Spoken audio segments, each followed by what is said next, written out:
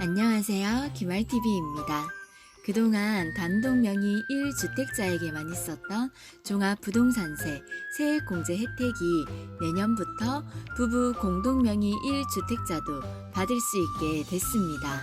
즉, 부부 공동명의로 집 한 채 가지고 있는 경우 세제 혜택을 적용받습니다. 지난 11월 30일 국회 기재위 해당 소위에서 합의된 내용인데요. 아직 여야가 합의된 것이지 시행령이 공포된 것은 아니에요. 합의가 됐으니 자세한 시행령이 나오면 언제부터 적용되는지 결정됩니다. 시행령이 공포되면 또 영상 올려드리겠습니다. 오늘은 현재까지의 상황에서 어떻게 달라지고 왜 바뀌게 된 건지 설명해 드리겠습니다. 종합부동산세를 낼 때 세액공제 혜택이 기존 단독명의에서 공동명의 1주택자로 확대됐습니다. 여기서 말하는 세액공제 혜택은 주택 소유자가 60세 이상 고령자이거나 5년 이상 주택을 소유한 장기 보유자면 세금을 깎아주는 것입니다. 이건 종부세 계산하는 방법인데요. 빨간색 박스친 부분을 보시면 세액공제라고 해서 내야 하는 세금에서 나이가 많은 고령자이거나 보유기간이 길면 세금을 깎아줍니다. 현재 단독명의 1주택자는 공시가격 9억 원 초과분에 대해서 종부세를 내고 공동명의 1주택자는 12억 원 초과분에 대해서 종부세를 냅니다.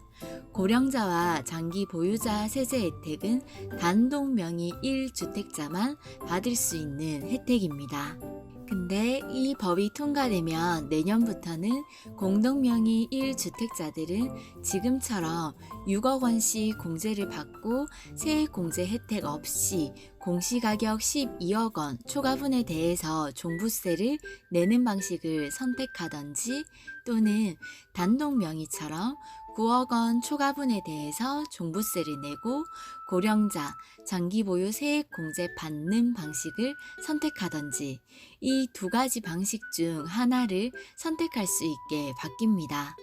매년 종부세를 계산해서 현재 부부 공동명의 과세 방식과 단독명의 과세 방식 중 세금을 더 적게 낼 수 있는 방식을 선택할 수 있게 됐습니다.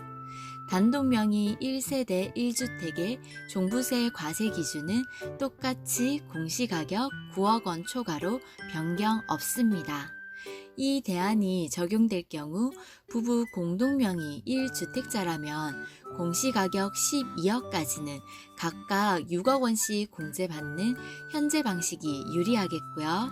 12억 원이 넘어간다면 보유기간이 길어지고 연령이 높아질수록 단독명의를 선택하는 것이 유리하겠습니다. 이 문제를 놓고 그동안 논란이 뜨거웠습니다. 정부가 여론을 수용해줘서 참 다행입니다. 그간 정부의 입장은 공동명의 1주택자들은 종부세 기본 공제 총액이 한 사람당 6억씩 해서 총 12억 원으로 단독명의일 때보다 공제받는 금액이 크다는 이유로 공동명의에는 세액공제 혜택까지 줄 수 없다는 입장이었습니다. 그런데 최근에 집값이 뛰면서 공시가격이 크게 오르자 종부세 부담이 높아진 고령층들의 불만이 커졌습니다. 부부가 공동명의로 집 한 채를 가지고 있으면 공시가격에서 각각 6억 원씩 총 12억 원을 공제받는데요. 공시가격이 12억 원 미만이면 종부세를 아예 안 내도 되기 때문에 한 명이 집을 갖고 있는 것보다 공동명의가 유리한 경우가 있습니다. 하지만 최근 공시가격이 12억 원이 넘어서면서 종부세를 내게 된 집이 많아졌습니다. 공동명의는 공제 혜택을 못 받다 보니 오히려 단독명의일 때보다 세액 부담이 더 크다는 불만이 나온 거죠. 예를 들어서 비교해 보겠습니다. 공시가격이 18억 원인 집의 경우 2021년 기준으로 계산해보면 단독명의 시 종부세 135만 2,160원을 내야 하고요. 공동명의는 종부세 212만 4,420원을 내야 합니다. 시간이 지날수록 공시가격은 더 올라갈 테니 단독명의와 공동명의 차이가 더 많이 나겠죠? 그럼 공동명의 1주택자들은 어느 정도 세제 혜택을 받게 될까요? 60세 이상 적용되는 고령자 세액 공제일 경우 올해 연령에 따라 30%까지 공제됐습니다. 장기 보유 공제는 5년 이상 집을 가지고 있으면 50%까지 공제가 됐는데요.